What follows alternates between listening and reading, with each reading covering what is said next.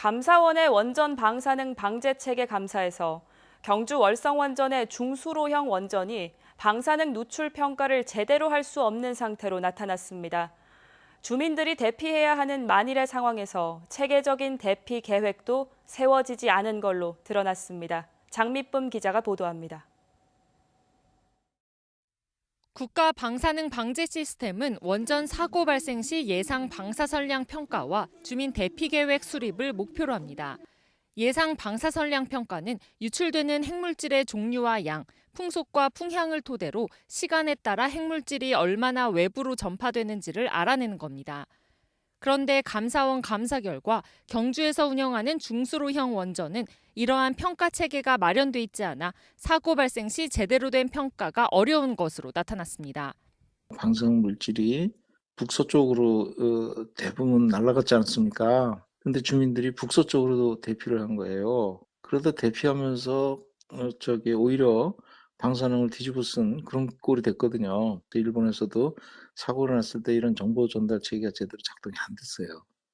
원자력 안전기술원은 지난 20년간 막대한 예산을 들여 자체 개발한 평가 시스템을 폐기하고 2015년 미국의 평가법을 도입했습니다.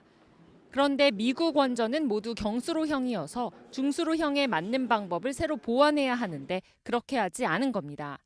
그런 사고에 대해서 항상 좀 안이하게 안 일어난다라고 전제하든지 아니면 늦게 대응하든지 이게 전체 우리 원자력 산업계가 계속 국제적인 흐름이나 심지어 미국의 흐름에 대해서도 10년, 20년, 30년 늦게 대응한다는 것 자체가 이 수동적인 자세를 가지고 임하고 있다. 원자력 안전기술원은 미국, 캐나다와 협력해 이 평가법에 월성원전의 특성을 반영하는 등 시스템을 보완하겠다는 입장을 밝혔습니다. 원전 사고 발생에 대비한 주민 대피 계획에서도 허점이 발견됐습니다. 도로별 교통량을 파악하고 정확한 대피로를 제시해 주민들이 신속하게 대피할 수 있도록 해야 하지만 경상북도는 이러한 시스템이 없는 것으로 나타났습니다.